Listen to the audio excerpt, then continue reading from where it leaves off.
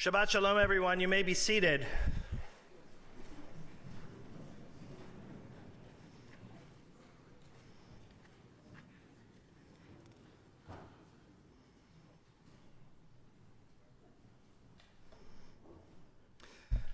One of the reasons why the Jewish people have thrived in America for over 375 years is because the bedrock, the foundations, the core components of what America is founded on are part of the very same core components of what Judaism is founded upon.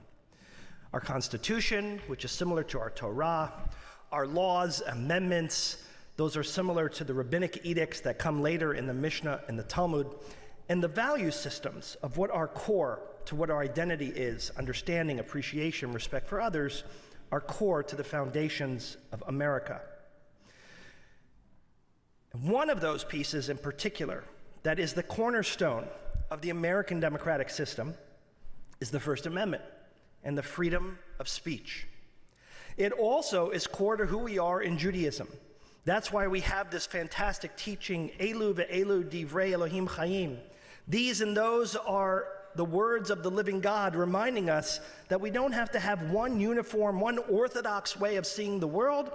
We are allowed to have a pluralistic view with different opinions, different traditions, and different customs. That is what makes Reform, Conservative, and Orthodoxy. That is what makes Sephardic and Ashkenazic Jewry. That's what makes affiliated and less affiliated. Those values are what allow us to thrive, and frankly, other countries that share those values, whether it be Australia, whether it be Argentina, whether it be in London and UK, those will allow the Jewish people to thrive as well. So you can imagine the conundrum that was felt by people who celebrate those shared values when just 2 weeks ago there was a commencement speech given at City University of New York for its law school. And the student who was chosen to represent the entire class, normally a well-respected student, in this case, indeed she was, normally a student that excels academically, and in this case, indeed she was chosen to speak. And this time, the speaker was one Fatima Musa Muhammad. As you can probably derive from her name, she is Muslim. And to me, that is indeed the beauty of America, that at any given school or speech, regardless of your background, your tradition, your beliefs, or your faiths, there's a place for people. There's a place for people to speak and to share and to celebrate. And here is a woman who in most of the Muslim countries, not all, but most, would not be allowed to study law, yet alone practice law. And here she is in America, devout in her faith, and celebrating that she had just earned the title of Juris Doctor, and that she could now go, after passing the bar, and practice law in this country for those who she wanted to protect. That is a moment worth celebrating. That is a moment of inclusivity. That is a moment that shines a light on all the colors in the tapestry that are part of our America. But that wasn't where my conundrum lived. My conundrum lived in the essence of her speech. You see, this speech received a lot of attention. And it received a lot of attention before she ever stepped up to the podium, because the guest speaker for the commencement was one Mayor Eric Adams. And for whatever reason, the students were eager to protest Eric Adams, and many of them booed the mayor, and others turned their back on him, and others got up and left. So there was a lot of press covering a graduation that otherwise would have been pretty eventless. And Fatima Musa Muhammad got up, and she spoke about how wonderful the City University of New York is, because it is a place where in their school, and especially their law school, they are allowed to speak out against Israeli settler colonialism. She went on to say that as Israel continues to indiscriminately rain bullets and bombs on worshipers, murdering the old, the young, attacking even funerals and graveyards, as it encourages lynch mobs to target Palestinian homes and businesses, as it imprisons its children, as it continues its project of settler colonialism, Our silence is no longer acceptable.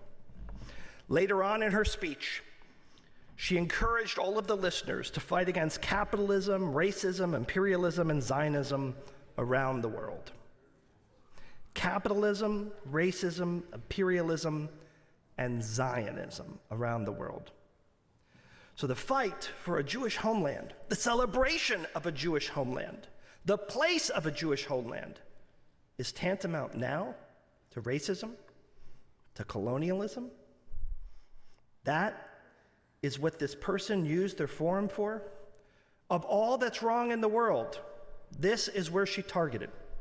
Besides the fact that there were no facts in her speech, besides the fact that it was radically misguided, besides the fact that it definitely dances in the world of hate speech and incitement, besides all of that, this is the injustice she chose to focus on.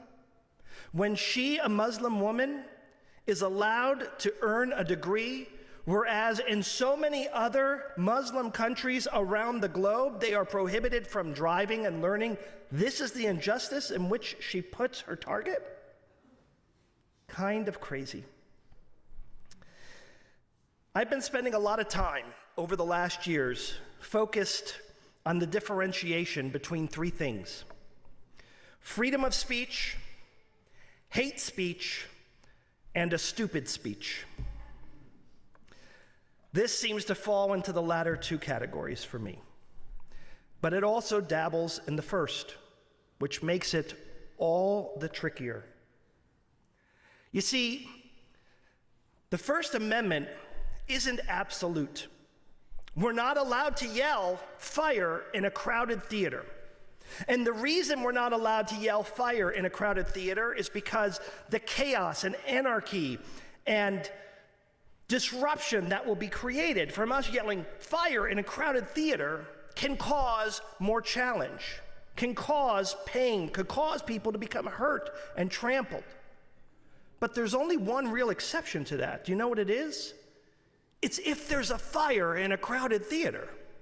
You see, if there is a fire in a crowded theater, then I would argue we're obligated to yell fire in a crowded theater, because that lives in the world of fact. And the phrase that we learn in legal tradition of not yelling fire in a crowded theater has to do with sharing things that are not true with the public. Because if we share things that are not true with the public, what it does is it evokes a reaction that can lead to more harm and challenge.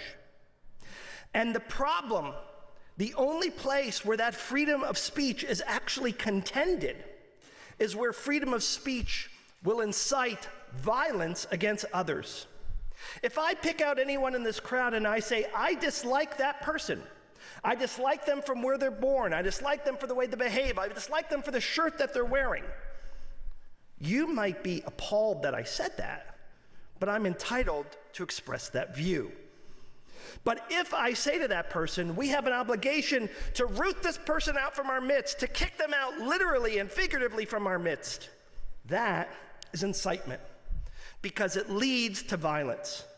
And we know from a whole host of other experiences through time, whether it's in Nazi Germany or whether it's in January 6th, that people tickle the line of what incitement is. There's a lot of winking that goes on when we incite.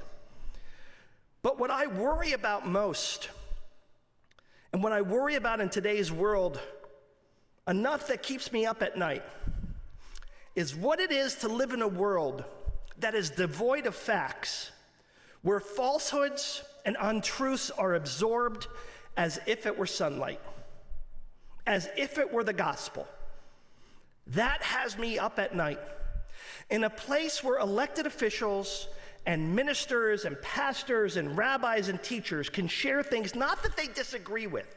That's the beauty of our world, that we can live in a world that, while sometimes sounds like noise, other times can be forced into harmony because we have different views. But we cannot argue about facts. And the facts about the state of Israel are as follows. 1, it is an imperfect state. 2, There is no such thing as a perfect country. Every single one of the United Nations 193 countries have imperfections, challenges, problems, and things that need to be fixed. 3, I personally, David Kirshner, have problems with many of the elected officials in the current Knesset of Israel. 4, I celebrate the fact that I have problems with the current Knesset because that is what democracy looks like. And I have those same problems in the American Congress, not with every elected official, but with some elected officials. And so too it is with the Knesset. 5, Israel has made some missteps in dealing with the Palestinians. 6, Israel has done more for the Palestinian people than any of its neighbors or brothers or sisters around the globe. Both of those things are true. And in today's world where we can only seem to accept a binary understanding, we have trouble holding those two truths. That yes, there are times when the state of Israel can do more and be better for the Palestinians who live there. And yes, the state of Israel has done more to enable, empower, and bolster the Palestinian people than any other country or people in the world. Today, if you were to take the 50 fiercest advocates for the Palestinian people, 45 of them would be Jewish. And of those 45, 35 of them would be rabbis.